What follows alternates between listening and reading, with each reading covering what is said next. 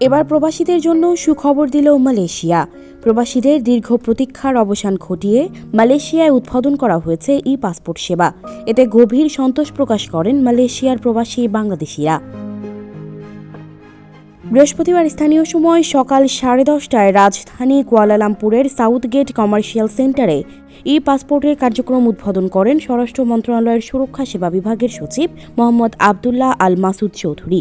এতে সভাপতিত্ব করেন মালয়েশিয়ায় বাংলাদেশের হাই কমিশনার মোহাম্মদ শামীম হাসান। আবদুল্লাহ আল মাসুদ প্রবাসী বাংলাদেশিদের অভিনন্দন জানিয়ে বলেন, প্রধানমন্ত্রী শেখ হাসিনার নির্দেশে দক্ষিণ এশিয়ার মধ্যে বাংলাদেশে 2020 সালে প্রথম ই পাসপোর্ট কার্যক্রম চালু হয়। এ পাসপোর্টে রয়েছে 38 ধরনের নিরাপত্তা কোড। এখন পর্যন্ত 1,30,00,000 ই পাসপোর্ট বিতরণ করা হয়েছে। এরই ধারাবাহিকতায় মালয়েশিয়ায় ই পাসপোর্ট চালু করা হলো। তিনি আশা প্রকাশ করে বলেন, মালয়েশিয়াতে বাংলাদেশ হাইকমিশনের পাসপোর্ট সেবার মান বিশ্বের উন্নত দেশগুলোর ন্যায় স্মার্ট ও দ্রুততর হবে এবং এক্ষেত্রে পাসপোর্ট সেবার গুণগত পরিবর্তন আসবে। এই পাসপোর্টের মাধ্যমে উন্নত দেশের নাগরিকদের মতো বাংলাদেশিরাও শীঘ্রই নিজেই স্ক্যান করে ইমিগ্রেশন কার্যক্রম সম্পন্ন করতে পারবেন।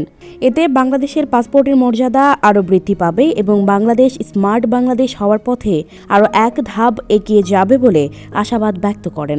এতে বাংলাদেশের পাসপোর্টের মর্যাদা আরও বৃদ্ধি পাবে এবং বাংলাদেশ স্মার্ট বাংলাদেশ হওয়ার পথে আরও এক ধাপ এগিয়ে যাবে বলে আশাবাদ ব্যক্ত করা হয়। সানজিদা রহমান, প্রবাস খবর।